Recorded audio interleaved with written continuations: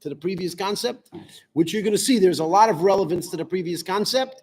However, it's kind of a new discussion. We're starting something new, and I hope you're ready to go. Are you ready to go? Yes. Good. Fasten your seatbelt. Okay. This is the first time we're going live already in a couple of months, and Baruch Hashem, we're very happy to be back. Maybe we're hoping that we'll continue this depending on our producer over here, etc. But as we say, we're gonna in the Talmud class, we're gonna stick very strictly to the content, because in the past we had people complain that when we go live, we kind of lose it, which we have, by the way. It's definitely was a good, how should I say, what would I call it? That's pretty good. It was definitely a fear complaint. Anyways, let's start. We're starting from a new concept, fresh start. Let's get into it. Rav Yaakov bar Abba, Rabbi Yaakov, the son of Abba, Iklal Rebbe Rabba, he went to Rava. Chazio de Borich, I can't hear it both of myself. Okay, good. Chazio de Borich, Boire Priya Gofen Akosa Kamo. He said Boire Priya Gofen on his first cup. V'hodar Borich Akosa de Birchosa, and then he said a second bracha on the blessing that he made on the wine of the benching.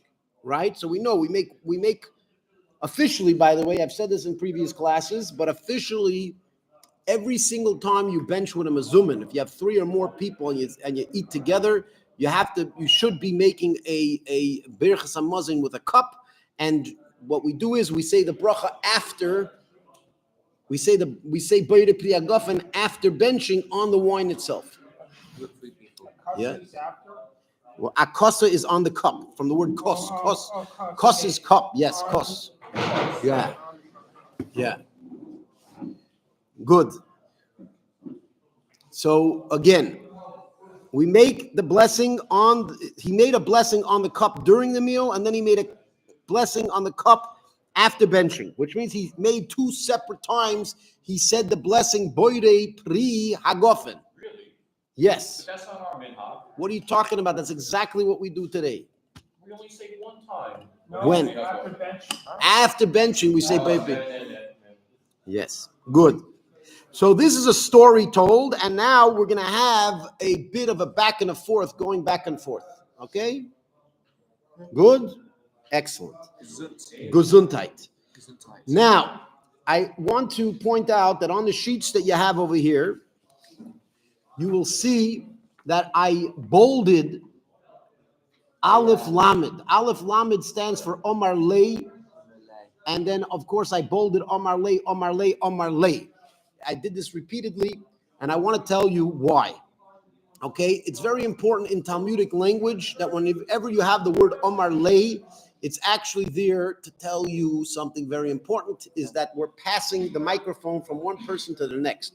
In a movie set, you'll actually have the name of the person and say, this is what he says, this is what he says, this is what he said back, etc. In the Gemara, it's expecting you in your own mind that you should be able to hold that all together. So when it says Omar Lei, somebody said to him, and then the next time when it says Omar Lei, it's that person responding. So you have to kind of keep track of who said what to who. Sometimes it can get confusing, but each time it says Omar Lei, for example, if I'm talking to you and then you respond, it will say Omar Lei, you said to me. And then when I respond, I'll say Omar Lei, that I said to you. And then it will say Omar Lei, you said to me. So you have to keep track of that, and it's not always so simple. Sometimes it could be a little bit complicated, and you need to pay attention to this. Okay, Yaakov? Good. Please. Let's continue. So again, Rava, you have to remember, it's Yaakov bar Abba who came to the house of Rava and witnessed him saying a blessing on the wine in middle of the meal, on the first cup of wine that he had, and then he said the blessing again on the cup of wine that he said that he made the bracha, the birchas hamazon, the blessing after meals. He made another bracha on that. Okay, so All right. Omar Lay, he said to him. Who said to who? Who said to who? Rav. No. Rava? No. Someone said to Rav Yaakov. No. No. Rav Yaakov said to Rav Yaakov said to Rava. Again, we started the story. The story was a story about Rav Yaakov's interaction with Rava.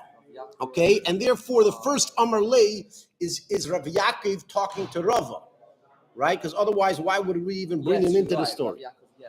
So Rav Yaakov is talking to Rava. Okay, Rav Yaakov is talking to Rava, and he says, "Lama loch kulei hai." Why do you need to do all of this? Meaning, why do you need to say two separate blessings on the cup of wine? Why couldn't you say one blessing on the cup of wine? And once you said one blessing on the cup of wine, that should go on all the wine that you're drinking in the meal, or all the wine that is subject or connected to the meal should all have the same rule. Should all be under the same blessing of wine. Why did you have to say the blessing twice?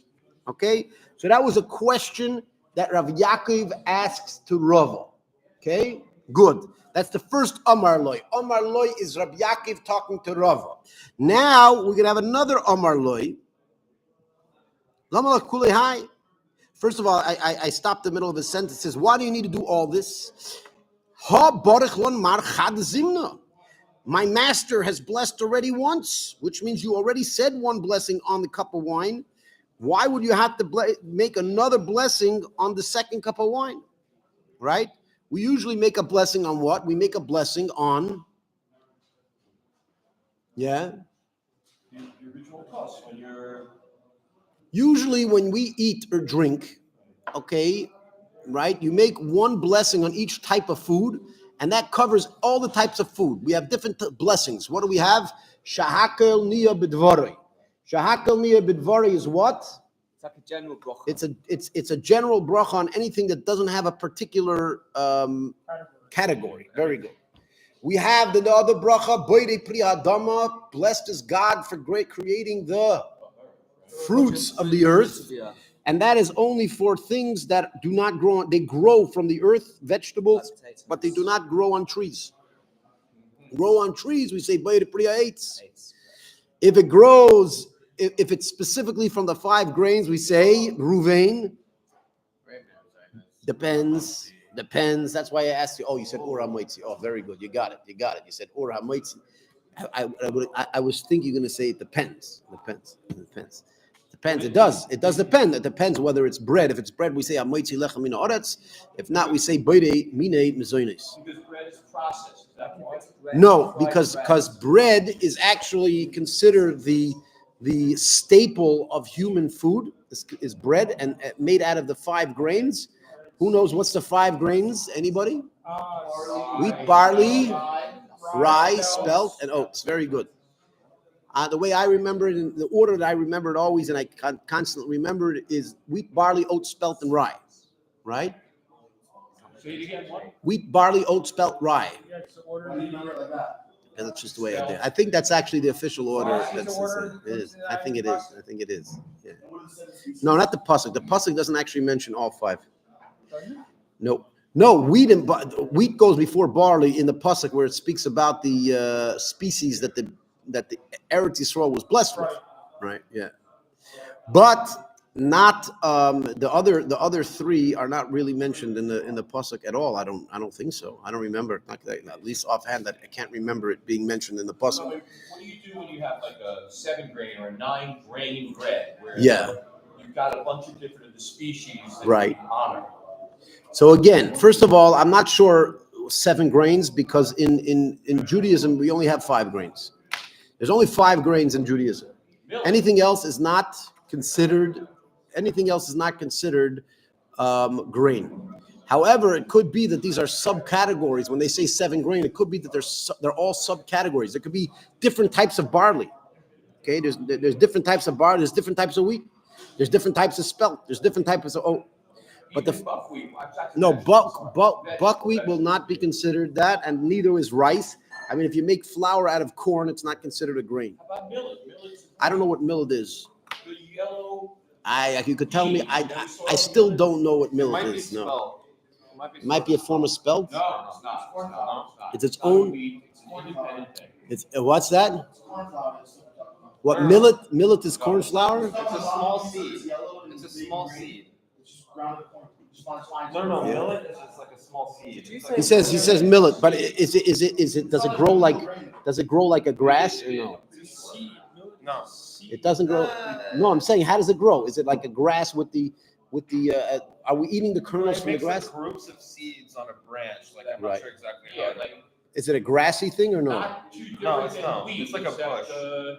Beans, tiny. Again, yellow. I'm not saying how it looks after it is complete. I'm asking how How it grows. it It's not a grows. grass. It's not a grass. Let's pull it up. So again, you could look it up. I'm not going to get into exactly what the science of millet is or isn't, but it seems like, according to Torah, it's definitely not a grain. It seems like unless it's one of the subcategories of the other ones. Anyways, let's get back to what we're saying. Yeah. We're speaking about the fact that when we say a blessing on one particular type of food, we basically, during that sitting, during that meal, we don't repeat the blessing. Anything that falls under that category is covered by that blessing. What's that? I said, it's not the meal anymore. You've already benched. Oh, so you're answering Rav Yaakov's question. And you know how you're answering Rav Yaakov's question? You're answering Yaakov's question with some of the ideas written in the Tosfos. You know when the Tosfos was written? Very long time after Rabbi Yaakov was around. Yes. So again, as I say, when you're learning Gemara, it is vitally important that you do not make the mistake of trying to take your knowledge of current halacha and plugging it into the Talmudic conversation, because the current halacha is a result of this conversation, right? So there was a conversation, and during that conversation, there was a back and forth, there was questions, there was answers, there was assumptions, and then the conclusion. The conclusion is what today's halacha is. So if you're going to take today's halacha and you're going to try to ask it or try to plug it in back to, you can try to plug it back into the discussion of the Gemara, it's going to confuse you, because you're going to be like, what's it doing here? All right? Good. Gesundheit. It means you should be healthy. La briut in Hebrew. Yeah, because you know why? Because you sneeze and your heart skips a beat. How do you know that? I think it's a myth. I think it's a myth that somebody made up. Think so? I think so, yeah. I don't think it's. I think somebody made it up. Go check it up on Google. Check See the what. Google on it. Ask Siri. Yeah. You know, by the way, I doesn't know started very much. whenever for many years, I used to always ask Google for all my questions. Now I actually found somebody a little better than Google. ChatGPT. They're better. By the way, they're much better than Google. And I'll tell you, I believe they're making a massive mistake. ChatGPT is making a massive mistake by limiting them. They should try to become like the for search sure. engine if they and take over Google. That's what Grok's doing. But Grok does. Yeah, They're that's all, what Grok's are they also AI? Yeah. Grok's Elon's. Huh? And it's like free, unlimited. No, you have to pay for it. No, what I'm saying is ChatGPT limits it, but the fact is they can become a new search engine, but they don't. And it's very good. As a matter of fact, there's times I look in Google, I cannot find the answer. I look ChatGPT, I found the answer. Yeah. Painter's lady Yeah. made it Hasidic AI. I don't know if you know that. Very nice. It's here. It's here. Thank It's not you. what you suggested. No, that's not what I suggested. What were you saying? Take over. We should become the source of AI. No, that's not what I'm saying. Okay, let's go back to the Gemara. We're getting lost here. Yeah. Okay, let's remind you. Normally, when we say a blessing on a particular type, we say that blessing once for the entire sitting, for the entire situation that you're eating. Until you decide to leave eating, then you have to, obviously, if you try to start again, you have to make the bracha again. So Rav Yaakov is asking Rava, why on earth did you first say a blessing on the wine during the meal?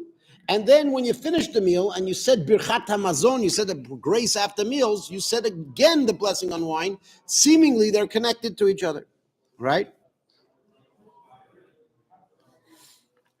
Omar Lei, he said to him. So now we're saying, Rava's saying back to Rav Yaakov bar Abba. He says to him as follows. I skipped I skipped to the next Omar Lei. No, I skipped, I skipped to the next Omar Lei. That's how confusing it could be. Ki havinon bei reish galusa, hochi avdinon. When I was in the house of the head of the exile, that is exactly what they did. What is exactly what they did? Huh? They said the bracha 2 times, once during the meal and once after benching. The Reish Galusa in the olden days, in the time, in the early period after Israel was banished, or many Israelites were banished from Israel. As a matter of fact, there was no time in history that Israel was void of Jews. However, there were times where there were more, there was times there was less. There were many Jews that were forced to leave Israel. When they forced the Jews to leave Israel, they went to Babylon. One of the ways of kind of maintaining some type of control over the nation of Israel was that the government, the Babylonian government, would recognize a kind of sub-government of the Jews. And this sub-government was headed by what's called the Reish Galusa. The Reish Galusa literally means the head of exile. And he was a recognized political figure, right? Just like today, maybe you have the mayor of the city or whatever it is. He was in charge of the Jewish people. And in many cases, these people were great Torah scholars as well. And they were holy Jews, right? That were trying to help the Jewish people. So Rava says, when I was at the house of the Reish Galusa, this is what I saw them do. They made the blessing on the wine during the meal, and they made a blessing on the wine after the grace after meals. Havinon. Ki havinon bei Reish Galusa, hochi avdinon. So they did. Ovad means did. Yeah. What? Okay. That's what it means. Ovad means did. Avdinon is this is what they would do. All right? Good. Very nice. Can we continue? Good. Okay, Omar Lei. Now he said to him, which is Rav Ada bar Ava saying back to Rava. Rava says, I saw this is the way they did it in the Reish Galusa, in the house of the Reish Galusa. Now, who did it? Not necessarily the Reish Galusa did this. Not necessarily did the actual head of exile do this, but it was very possible that it wasn't the head of exile that did it, but the people at the house of the head of the exile, the other scholars, it seems like this is what they all did. And Rav Yaakov bar Ava says back to him, Teinach bei Reish Galusa. Leave the house of the Reish Galusa, meaning not leave it literally, but meaning leave that argument on the side, meaning don't use your experience at the house of the Reish Galusa. Don't use that experience as a proof. The hachi of it, because that's what they did. Why did they do it that way? The suffix maisilon, suffix loy maisilon. Yeah, they weren't sure whether a cup would be brought or wouldn't be brought. Right. They weren't sure if they were going to get a cup or not. So what, it was a mistake to think that they did 2 cups, whether they were just waiting for a second cup or not? They didn't know. I mean, so then why say that they did 2 cups and they didn't know? Again, when they drank the first cup, they didn't know that there was going to be a second cup. And since they did not know that there was going to be a second cup, you know what? If they did wine, then when they drank the first cup of wine, the second they finished the first cup of wine, they assumed that it was possible that they would not drink again. And since it was possible that they would not drink again, it's almost like that meal or that drinking ended, and then when they brought a new wine, it was like it started up again. You understand? And therefore they had to say another bracha. So Rav Yaakov says your proof is not a proof. Your proof about the Reish Galusa is not a proof, because over there we weren't sure whether they would bring more wine or they wouldn't bring more wine. Right? And that is the simple way that the Rashbam explains this. However, Tosfos goes even deeper. You ready for Tosfos? Can we mix Tosfos in there directly? Best to assume that you're not going to get a second cup because you never really know if you're going to get a second cup. That's exactly what he's saying. Because you never know if you're going to get a second cup. Therefore, when you finish the first cup, as far as you're concerned, your drinking was over, or possibly over, potentially over. And once it's potentially over, it's a split, and therefore the next time you get it, you have to say another blessing on it. Again, if I'm drinking, let me tell you something. When I was in New Zealand, okay, this guy was in New Zealand for a little bit too. When I was in New Zealand, I don't know about Auckland, but I can tell you where I was down in the south, in Dunedin. They used to say that if you invite your friend over for a beer, your friend expected you to be there with a 6-pack for yourself and a 6-pack for him. Yeah, doesn't work today. Today you ask let's have a beer together. Okay, so you have a bottle, I have a bottle. Over there, no. If you call your friend over for the beer, he's like, okay, so where's the 6-pack for me? Where's the 6-pack for you? You have to buy, if you invite your friend over for a beer, you have to buy 2 6-packs. One's for you, one's for him. And then you sit and you finish the 6 beers. What's that? Do they do that in Auckland too, by the way? Is that the way it works in Auckland too? They're cheap? They never invited you over for a beer. No one invited you over for a beer. You should have moved to Dunedin. They would have invited you over to the beer. I was invited. I actually never, I don't know if I went. I What is the objective, to get sicker? Because 6 beers for me, I'm feeling it big time. Good. That's the point. Should. If you're going to come over to your friend and have a beer, you should not leave the way you came. How's Michelin? Good. Anyways, let's continue. Listen, let's continue. Why am I giving you this example? I didn't give you this example about the beers for nothing. It was a very important example. If you come to your friend's house and you see a 6-pack of beer, when you say you say the blessing on the beer, you understand that when I'm making this blessing, I'm making this blessing with the intention of drinking all 6 beers, right? However, if you're an American and you come over to your friend for a beer and you say you're expecting only to drink one small little, half a liter bottle of beer. It's nothing, right? You drink the beer. As soon as you finish drinking the beer, as far as you know, you finished what you came for. Now, this guy, you didn't realize your friend was really from New Zealand, so he goes to the fridge and brings you another beer. Like, oh, there's another one? But the fact that you say, oh, there's another one, you know what that means? That when you said the blessing on the first one, you didn't have in mind that you're going to drink the second one. The second one is kind of like a whole new thing. It's a whole new thing. And therefore, you need to make a whole new blessing. Yes? What's that?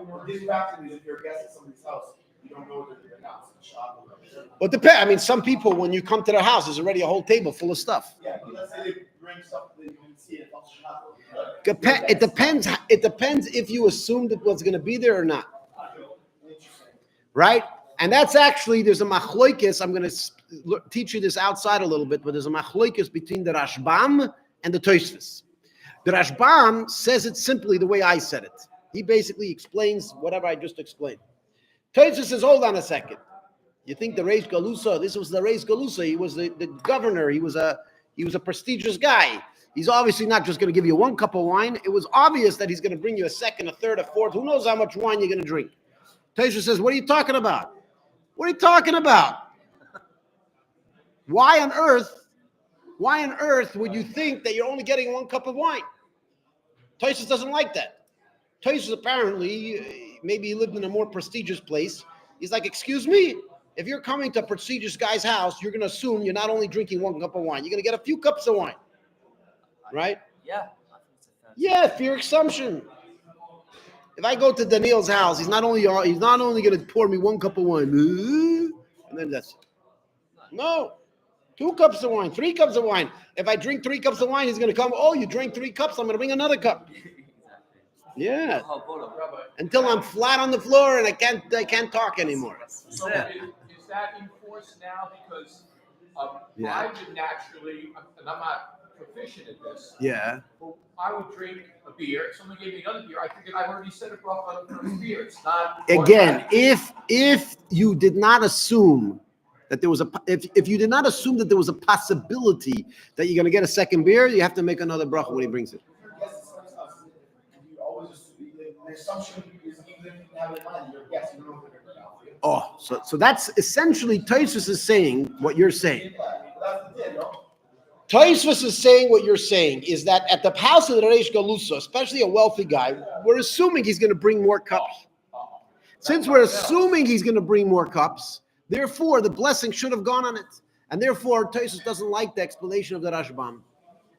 But Tosfos explains it differently. Listen carefully. Listen carefully. Tosfos says as follows. We're talking about the cup of wine that we say the blessing on the grace after meals, right? The Birchas Hamazon. Now, how many people say that blessing? One.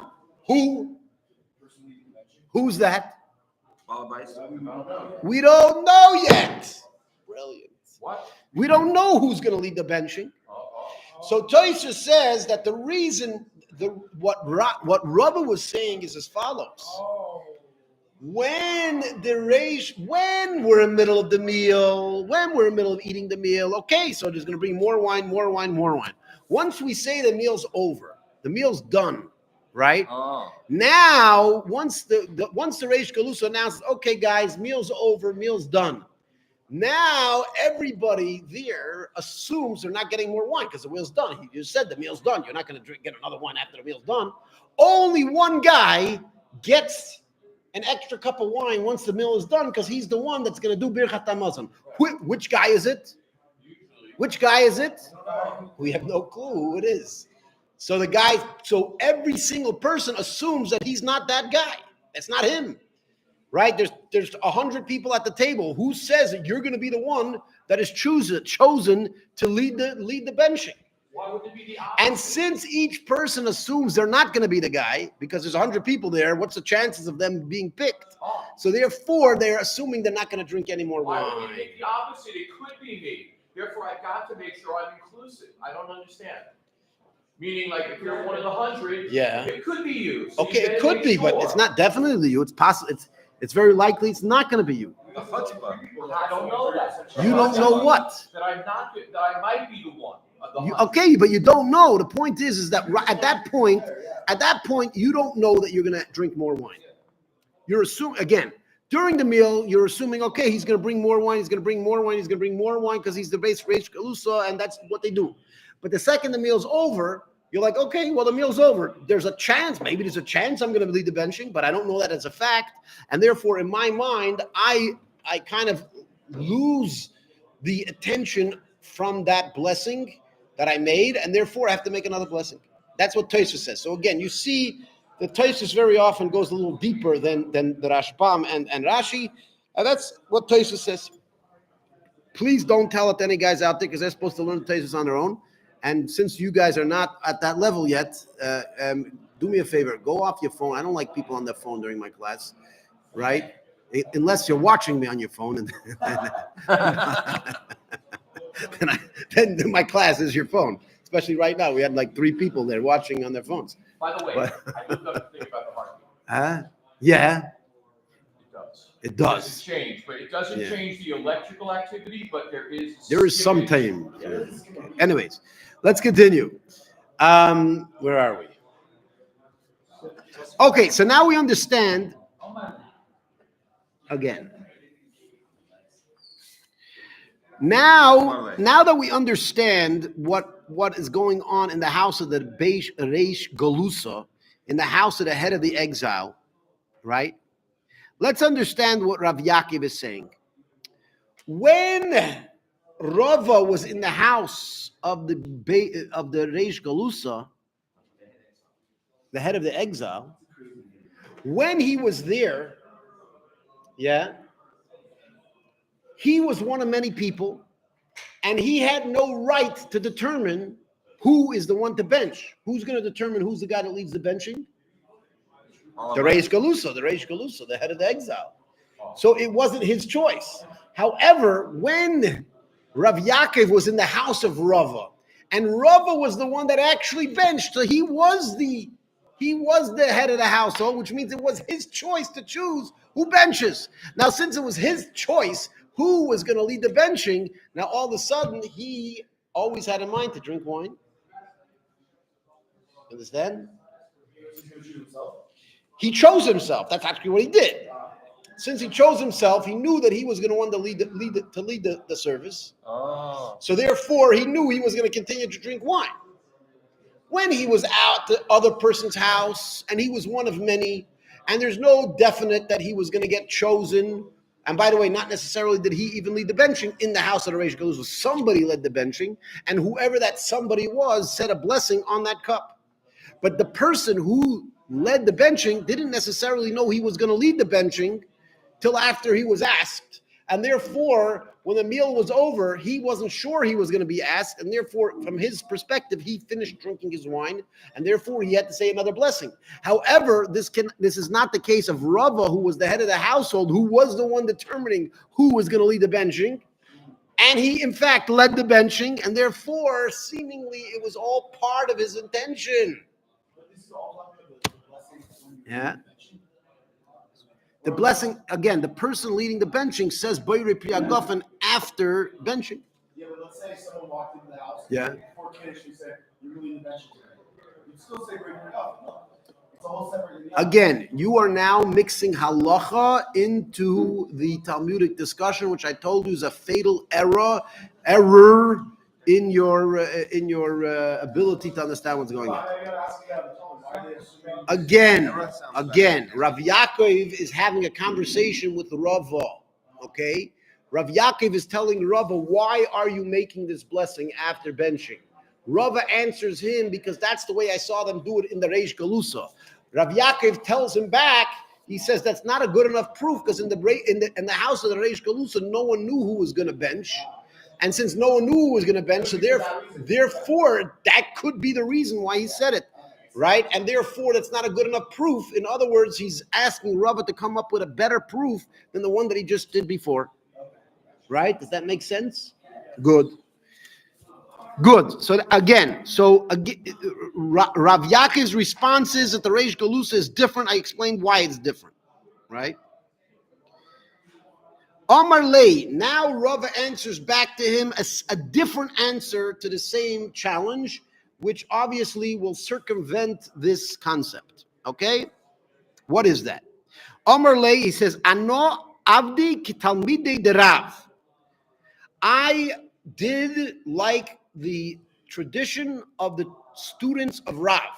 Rav, as you guys know, is one of the earliest Amoraic sages, and Rava says, I have information that the students of Rav did this, which means that they would always say Boire Priyagofen and the blessing on wine after benching, when they drank the wine after benching.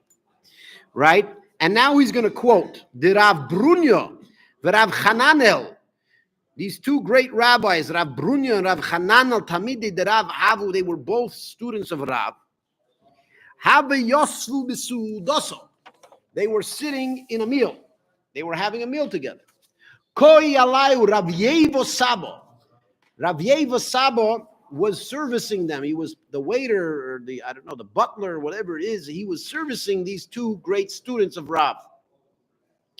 Omar Lei, he said to them, Havlon v'nivrich.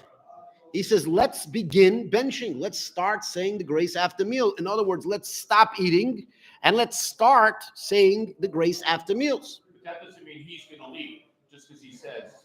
We did not say who's going to lead, and this is not necessarily relevant to this particular story yet. Again, he said we need to let's basically say grace after meals. In other words, let's end the meal.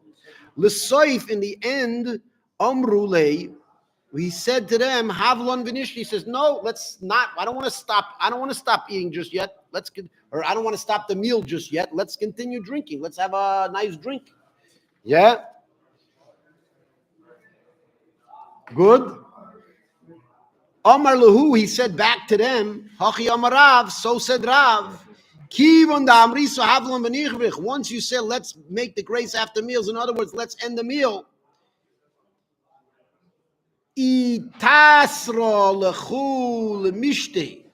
You're not allowed to drink anymore without saying a blessing. In other words, here you have the student of Rav said very, very clearly that once you determine to stop eating your meal, if you decide you want to drink wine again, you must make another blessing, because the very fact that you said, let's stop the meal, in other words, let's say grace after meals is another way of saying let's stop the meal, because once you say grace after meals, it's called grace after meals for a reason, because it's after the meal, right?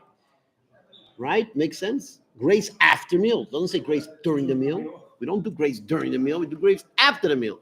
We also do on a grace before the meal too. We do a blessing. But right? So when we say let's do grace after meals, what does it mean?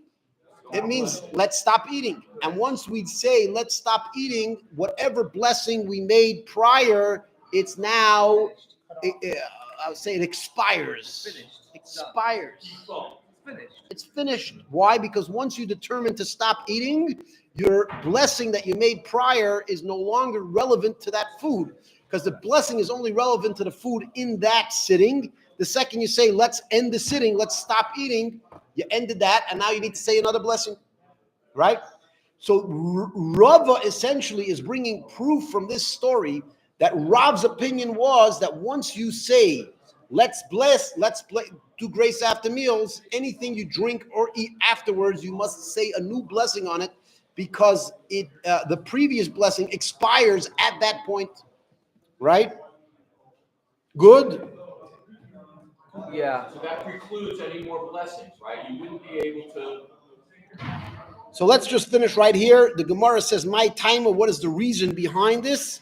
The aschitzu tataichu is that you lose knowledge. In other words, you lost your intention from eating. Once you lose your intention from eating, then whatever blessing you made is now expiring, right?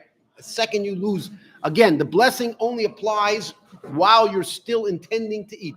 The second you lose intention to eat, the blessing that you made prior expires, and then you need to say a blessing again. What? What? I make a bracha. You make a And I'm bracha. like, now I'm too fucked to eat something. Yeah. And I don't want to eat it. Yeah, and then you decide And you then want. afterwards, and then what? Then you say you do want to eat it. Then And you I- have to say another blessing. Yeah, 100%. Really? 100%. Really? That's crazy. Huh? I did not know that. I didn't want this thing. Yeah, I mean, just when If you Really? clearly decide, you know what, I'm not eating anymore. That's it. I'm done. And then like 2 minutes later, you're like, you know what, I'll eat it anyways. You have to say a new blessing. Yes. Yeah. Wow. I didn't know When that. you're making breakfast, Yeah. you say shahad with it. I'm having my these eggs and Yeah. whatever else I'm gonna find with shahad for breakfast. Like, just have it fine. Again, if it's still part of the same sitting, the same situation, the same whatever it is, yeah. Otherwise, Even no. if you wash, Huh? send every bracha. No. any bracha. So we learned in a previous Gemara that once you wash, or if you say a blessing, that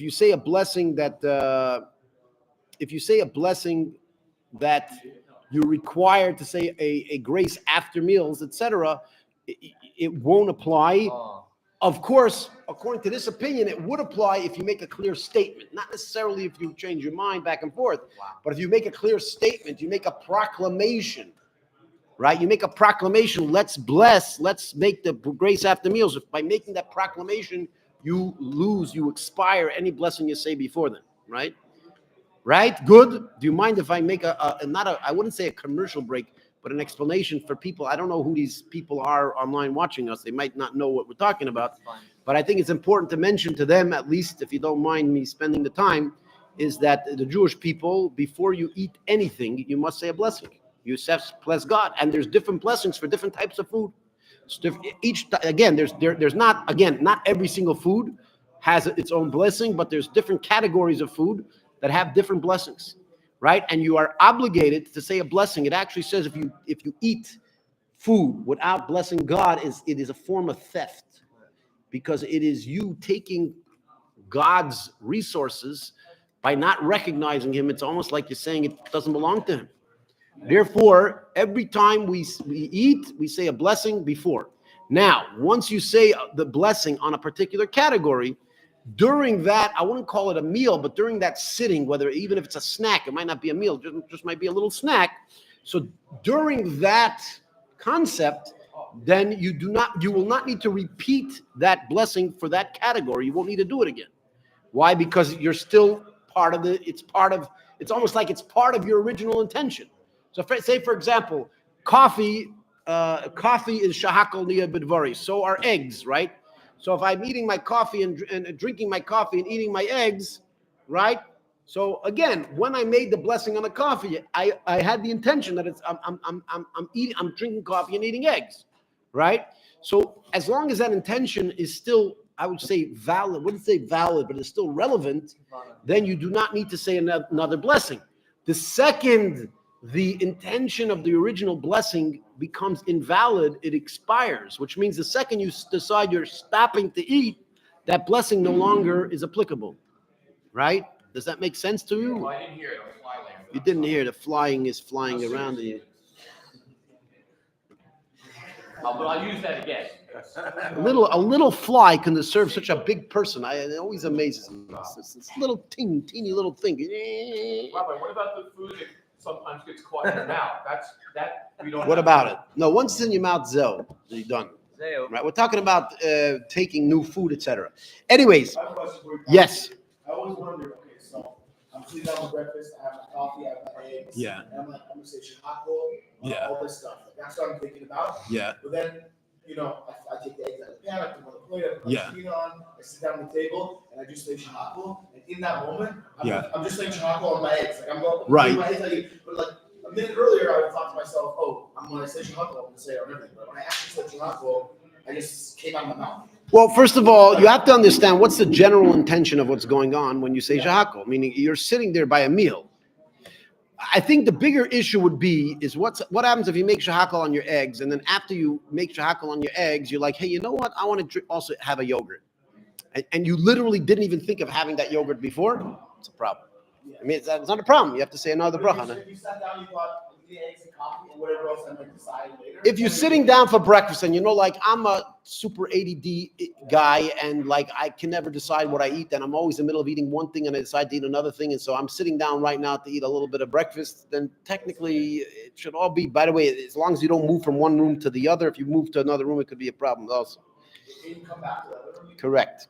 If you move from one room to the other room, you'll have to make another blessing, right? You know what the lesson is? The rabbis wanted to ensure that you, like a normal person, you sit and eat a meal instead of running around and stuffing your face from every different direction. What's wrong with you, man? Sit down like a man, eat a meal in one place. Right. What's that? Again, we're not stuck. This is not a discussion on halacha. You're welcome to look at the details in the halacha, what the actual practical rules are, but they're generally based on this idea is that if you have things or not. Anyways, good. Where are we? What time is it? 12. Yeah, I think we should kind of end it over here. We're going to have another story tomorrow with a similar thing. We're going to have a bit of a back and forth. I want to remind you guys to please, if you don't want to do it for yourself, do it for me. Read this over and over and over. I want you to understand it in the words of the Gemara. We just went through, I think I read it word for word. I think some of you wrote notes. Some of you didn't write notes. No notes. Where's note? Well, you don't have a pen? What's wrong with you? Because when I write notes, I'm following along. I can write 2 words and then you're 5 lines ahead, and I'm lost. All right. Okay. Whatever it is. The point is that I want you guys to write your notes. Keep your notes together. Read it over in the Talmudic words. It's going to help you understand the logic behind it when you actually read it in the words, and study it and know it. And we're going to continue Bezrat Hashem tomorrow. Okay? $5 for what? I have to pay you for taking notes. You should pay me for giving you notes to take. Yes.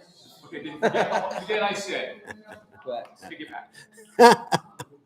I heard something very interesting Yes. once about the whole notion of stealing, like if you don't steal the Yeah. bracha. So I heard like this. So you can't really steal from Hashem because he owns infinite stuff. So what the question is, like, what are you stealing when you're not saying a bracha? And when you say a bracha, Hashem gets a shefa down. So when you're not saying a bracha, you're taking away the opportunity for Hashem to give his. You're basically doing a missed opportunity. It's a missed opportunity. Yes. So you don't look at it as stealing. By the way, in the Gemara, it does mention, it does use that concept. Yeah. But there is a concept of a missing, what's it called? Is something Missing an missing there? opportunity, Yeah. not giving Hashem the opportunity to give the shefa. Yeah. Because that's what he really wants to do. 100%. Yeah. Yeah. Okay. Good. If you say so, you're the boss. Good. So, by the way, I'm not sure, but we're going to try to do this online every day. We usually start at about 11 a.m. Israel time. We're in the holy city of Tzfas in the north of Israel. We had this in the past. Our producer, unfortunately, for whatever reason, didn't do it as well as we did. We're going to try to do it again. We're not going to be doing the question and answer so much afterwards. If somebody writes something really interesting, maybe we'll mention it.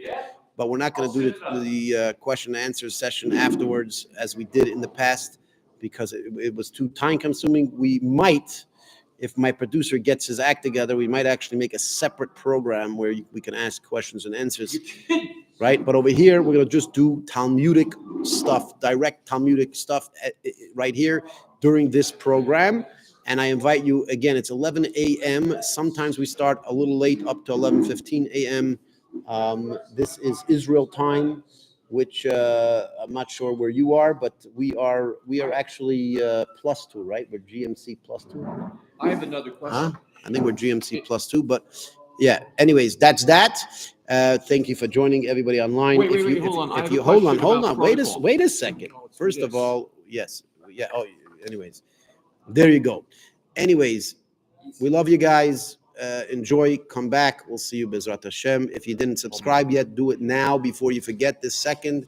We don't want you to forget. Good. Now you had a question About protocol, because about questions and answers, meaning maybe this